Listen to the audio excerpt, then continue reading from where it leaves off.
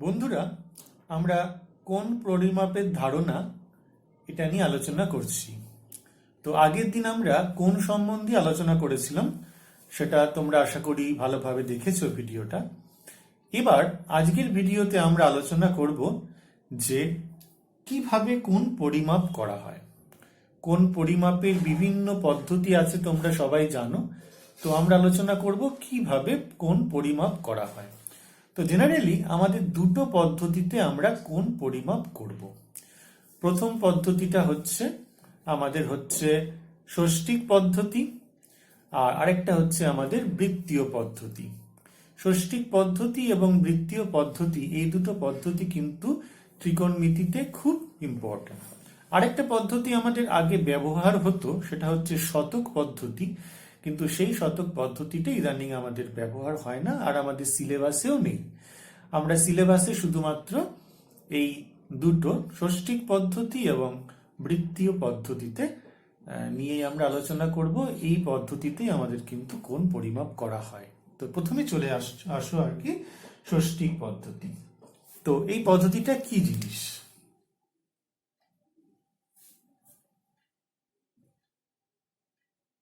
এটা একটু ভালো করে আমরা জেনে নিই।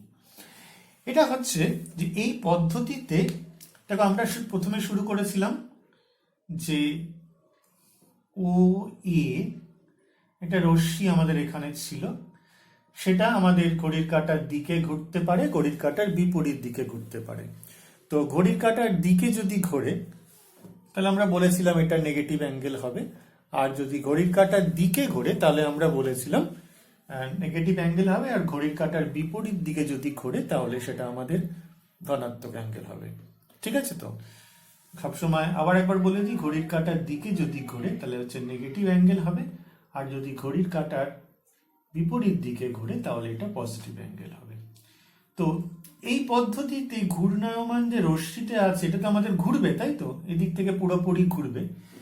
এই ঘূর্ণায়মান রশ্মিটি যদি আমাদের এক পাক ঘুরে আসে,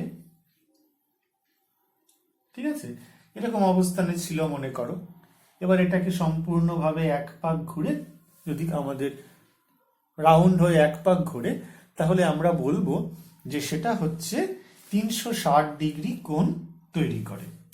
যদি সম্পূর্ণ এক পাক ঘুরে আসে তাহলে 360 ডিগ্রি কোণ উৎপন্ন করে। ডিগ্রি কিন্তু, হ্যাঁ, এটাকে ডিগ্রিটাকে আমরা কিভাবে দিই, এই জিরোটাকে উপরে একটা ছোট্ট ডিগ্রি দিয়ে মাপা হয়। যদি আমরা লিখি এভাবে 360 ডিগ্রি, অথবা আমরা এটা কিভাবে লিখবো 360 ডিগ্রি। তাহলে আবার একবার বলছি যে ঘূর্ণায়মান রশ্মিটি যদি 360 ডিগ্রি ঘুরে আসে তাহলে সেটাকে আমরা বলবো, এক পাক ঘুরে আসে তাহলে সেটা আমরা বলবো যে 360 ডিগ্রি কোণ উৎপন্ন করেছে। যদি ঘড়ির কাঁটার বিপরীত দিকে ঘোরে এইভাবে, তাহলে আমরা বলবো যে প্লাস 360 ডিগ্রি কোণ উৎপন্ন করছে। আর যদি ঘড়ির কাঁটার দিকে ঘোরে, মানে ঘড়ির কাঁটা যেই দিকে চলে আর কি, অর্থাৎ ক্লকওয়াইজ যদি চলে, তাহলে সেটাকে বলা হবে যে -360 ডিগ্রি কোণ উৎপন্ন করেছে। এটা আমাদের জানা আছে, আমরা আগের ভিডিওতে এ নিয়ে বিস্তারিতভাবে আলোচনা করেছি। তোমরা এটা সম্বন্ধে সম্যক ধারণা তোমাদের সবার রয়েছে, নতুন করে আর কিছু বলছি না। তো এইবার এই যে 360 ডিগ্রি, এটা কি? এই 360 ডিগ্রিটাকে 4টে ভাগে ভাগ করা হয়। ঠিক আছে? তো 360 ডিগ্রিটাকে 4টে ভাগে আমরা ভাগ করলাম। তাহলে আমরা যদি ছবি আঁকি, এটা হচ্ছে 360 ডিগ্রি হলো। ঠিক আছে? এখান থেকে পুরো রাউন্ড ঘুরে যেদিকেই হোক আমরা ঘুরে 360 ডিগ্রি কোণ উৎপন্ন করলো। এবার এটাকে 4টে ভাগে ভাগ করা হবে। এই 360 ডিগ্রিকে 4টে ভাগে ভাগ করা হচ্ছে। তাহলে এক একটা ভাগ অবশ্যই বুঝতে পারছি 90 ডিগ্রি করে হবে।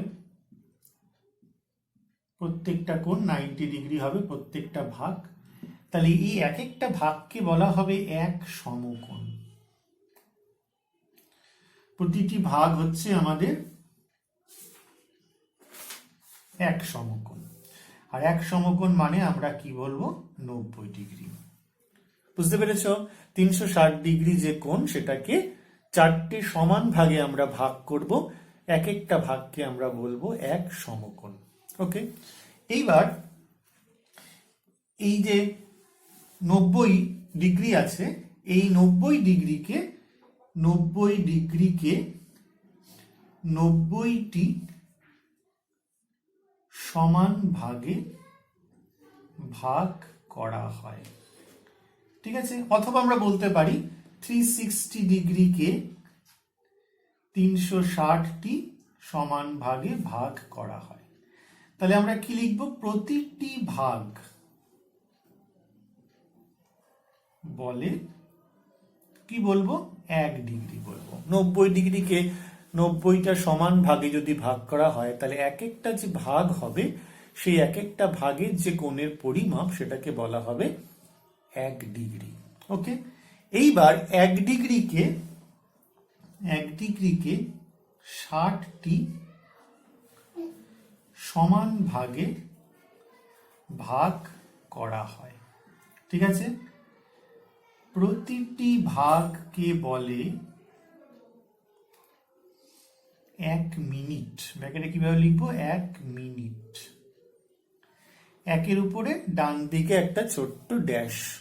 ওকে, প্রত্যেকটা ভাগকে বলা হবে হচ্ছে 1 মিনিট। তাহলে 60টা ভাগ হলো, প্রথমে হলো 360 ডিগ্রি, 4 ভাগ হয়ে গেল 90 ডিগ্রি। এবার হচ্ছে 90 ভাগ, এক এক ভাগ হচ্ছে 1 ডিগ্রি। এবার 1 ডিগ্রিকে হচ্ছে 60 ভাগ, প্রত্যেকটা ভাগ হচ্ছে 1 মিনিট। এইবার 1 মিনিটকে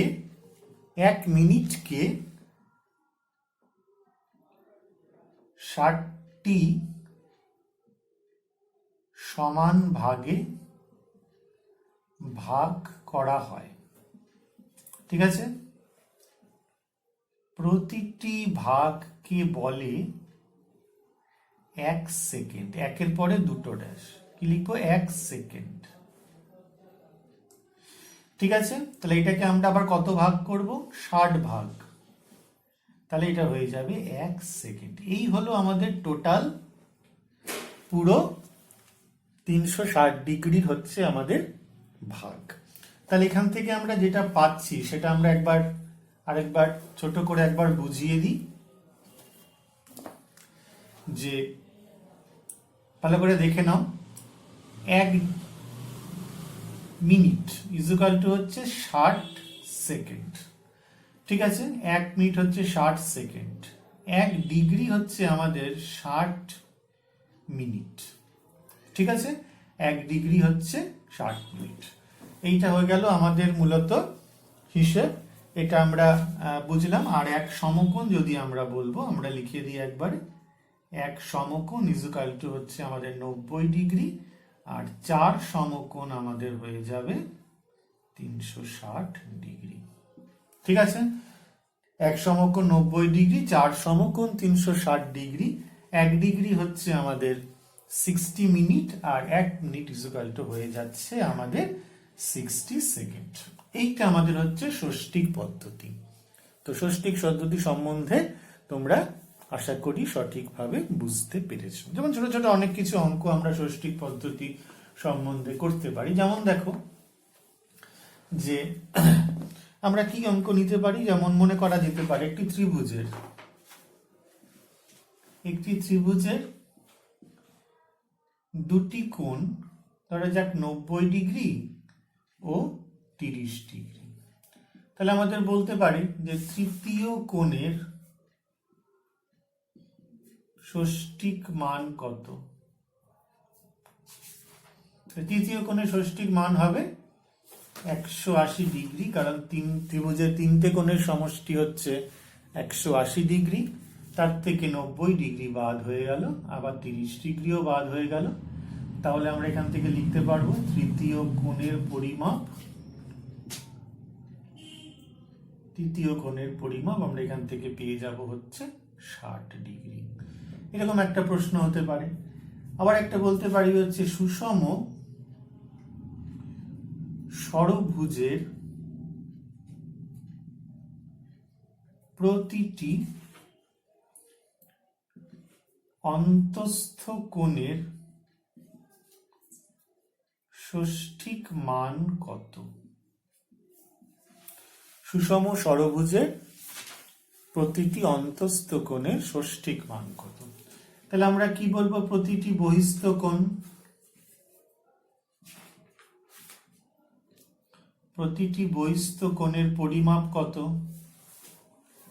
কি হয়? 360 ডিগ্রি ডিভাইডেড বাই 6টা বাহু, তাহলে হচ্ছে আমাদের 60 ডিগ্রি। তাহলে সুতরাং প্রতিটি অন্তস্থ কোণের পরিমাপ, দেখো একটা অন্তস্থ কোণ আর একটা বহিস্থ কোণের যোগফল আমরা সবসময় জানি যে 180 ডিগ্রি। তাহলে 180 ডিগ্রি মাইনাস 60 ডিগ্রি, তাহলে হচ্ছে 120 ডিগ্রি। এইরকম আমাদের হতে পারে।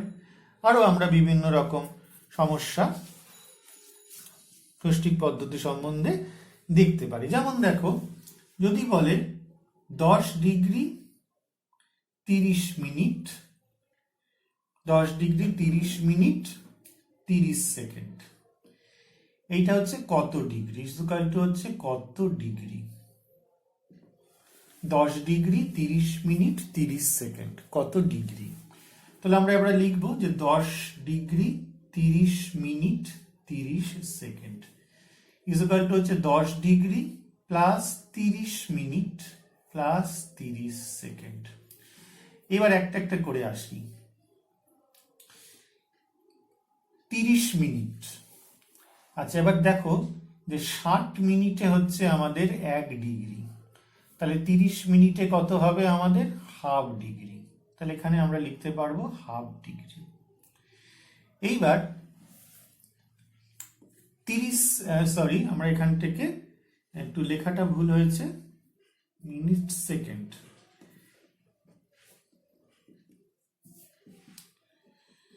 মিনিট একটা দাগ, মিনিটে একটা দাগ হয়।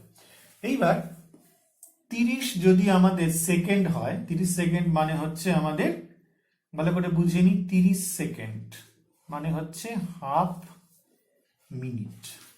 ঠিক আছে, হাফ মিনিট, 30 সেকেন্ড হচ্ছে আমাদের হাফ মিনিট।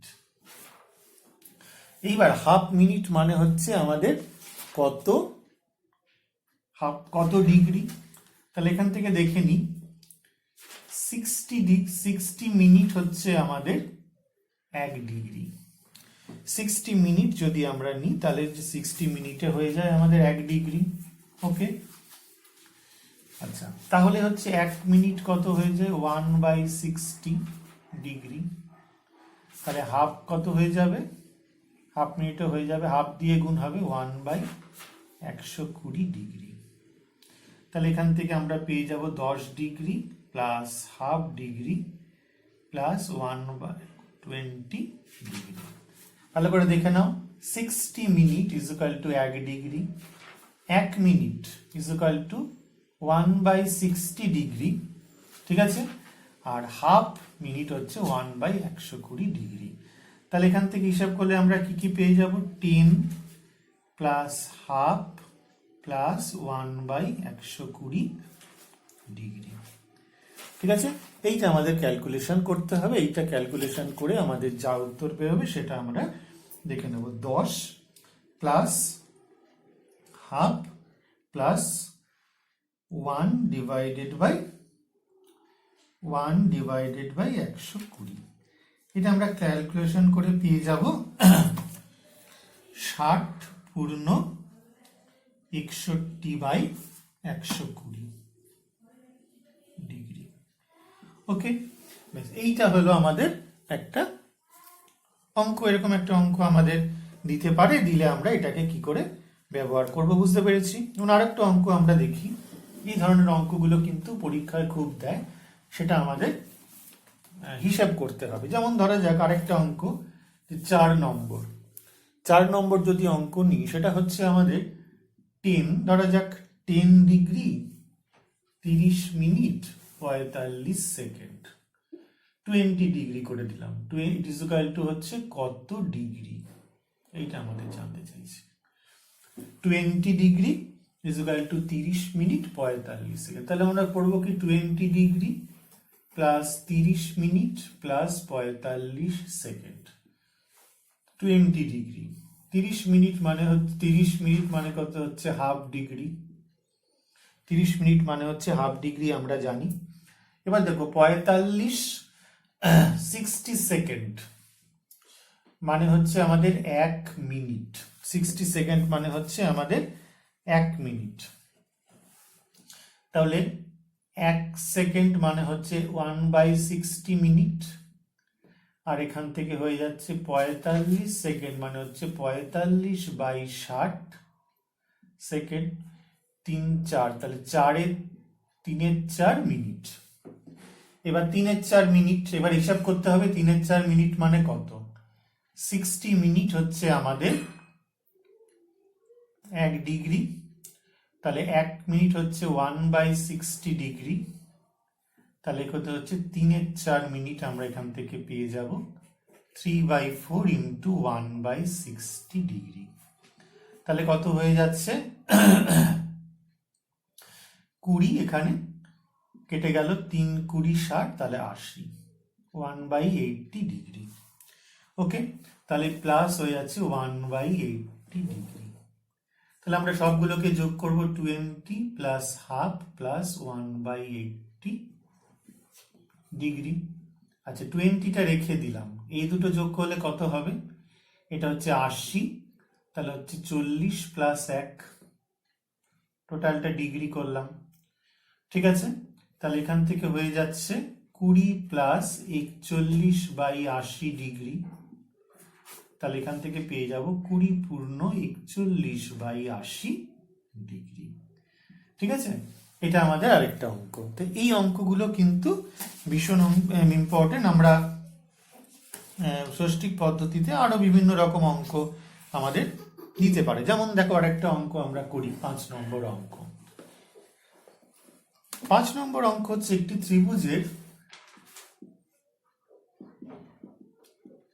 ত্রিভুজের দুটি কোণের সমষ্টি। ত্রিভুজের দুটি কোণ যথাক্রমে, আমরা এখান থেকে লিখছি 65 ডিগ্রি 56 মিনিট 55 সেকেন্ড এবং 64 ডিগ্রি 3 মিনিট 5 সেকেন্ড। তাহলে সুতরাং তাহলে বলেছে কি তৃতীয় কোণের ষষ্ঠিক মান কত। ঠিক আছে, তো তাহলে এবার আমরা যেটা করব যে দুটি কোণের সমষ্টি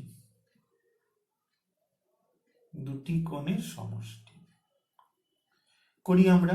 65 degree 56 minute 55 second plus 64 degree 3 minute 5 second.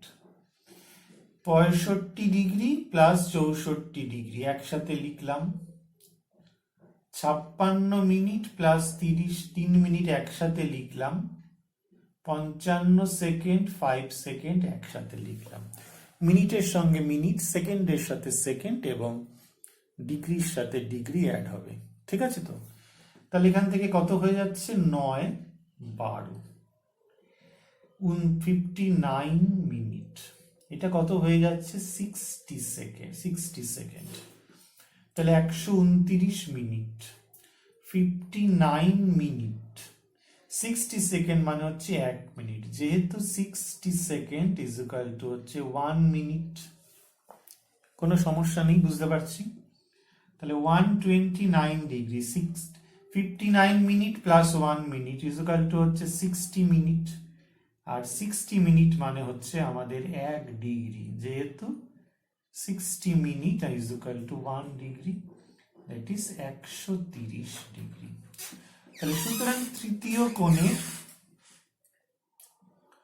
ষষ্ঠিক মান, ত্রিভুজের 3টে কোণের সমষ্টি কত 180 ডিগ্রি, সেখান থেকে দুটি কোণের সমষ্টি 130 ডিগ্রি বের করেছি, তাহলে হয়ে যাচ্ছে আমাদের 50 ডিগ্রি।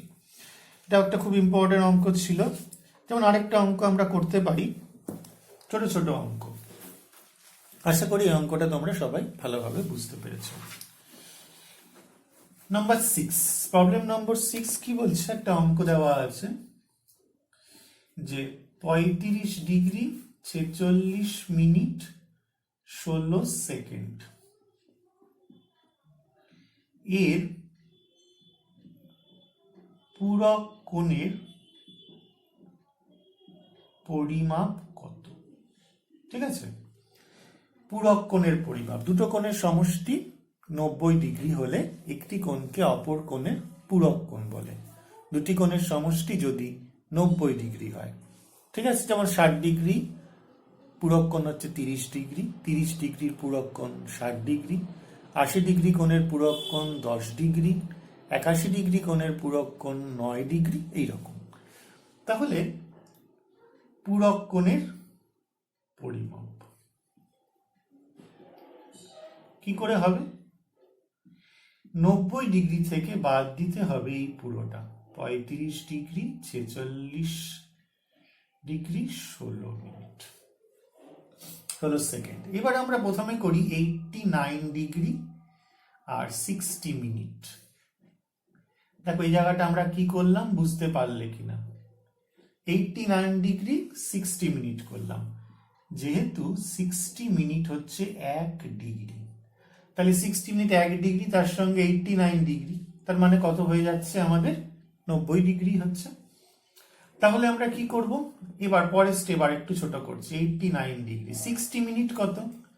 60 মিনিট মানে হচ্ছে আমাদের 60 মিনিট মানে আমরা লিখতে পারি 59 মিনিট প্লাস 1 মিনিট। আর 59 মিনিটটাকে আমি অবশ্যই লিখতে পারি 60 সেকেন্ড, তার কারণ 60 সেকেন্ড মানে হচ্ছে 1 মিনিট। তাহলে এটা আমরা কি লিখলাম? 59 মিনিট 60 সেকেন্ড। আশা করি বুঝতে পেরেছো। 60 সেকেন্ড মানে 1 মিনিট, তার মানে এখানে 60 মিনিট হয়ে গেল। আর মাইনাস 35 ডিগ্রি 46 মিনিট 16 সেকেন্ড।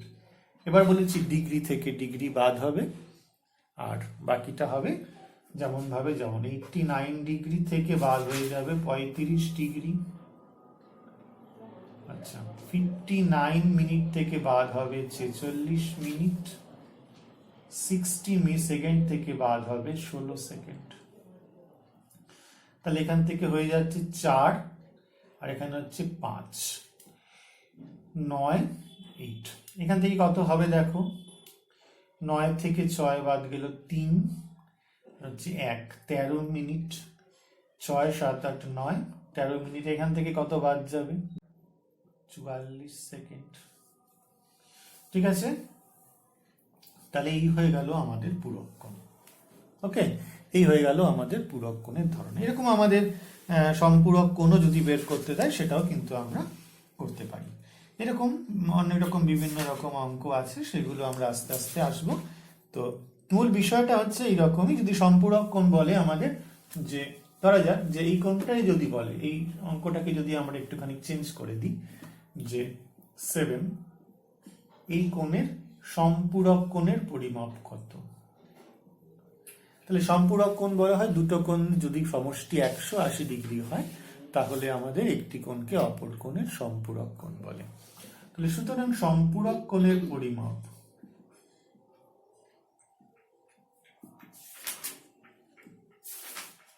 কত হবে?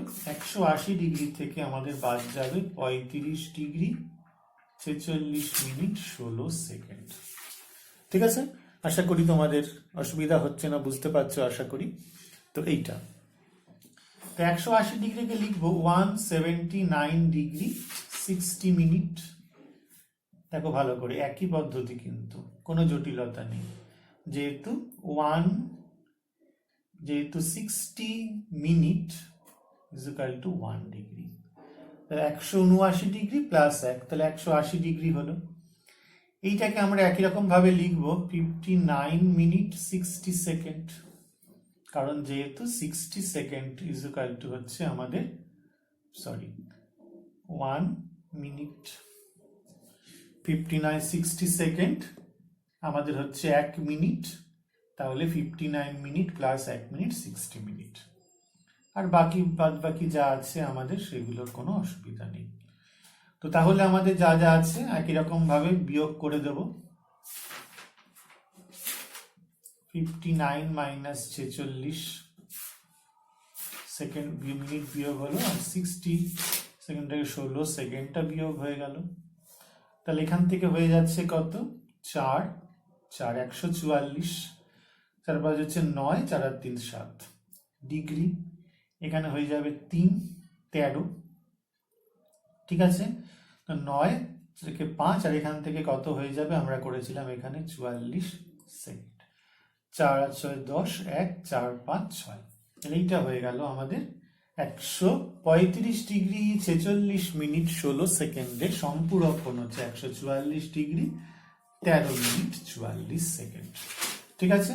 তো আমরা আজকে এই যে ভিডিওটা করলাম সেখানে আমরা মূলত ষষ্ঠিক পদ্ধতি নিয়ে আলোচনা করলাম।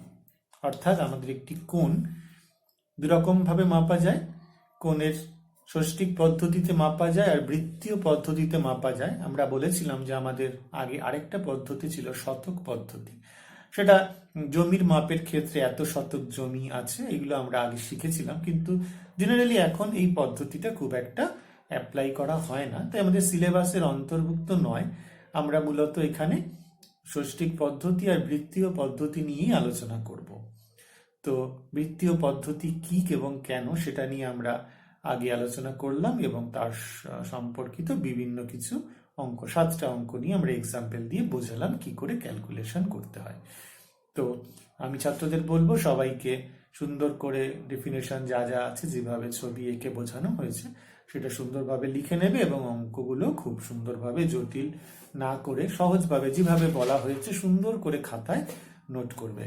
না হলে কিন্তু আমাদের পরবর্তী স্টেপ যেগুলো যাব সেগুলো কিন্তু বুঝতে অসুবিধা হবে। সুন্দর করে কিন্তু কাজগুলো করবে, একদম সুন্দর করে, ঠিক আছে। তো আজকে এই অবধি থাকুক।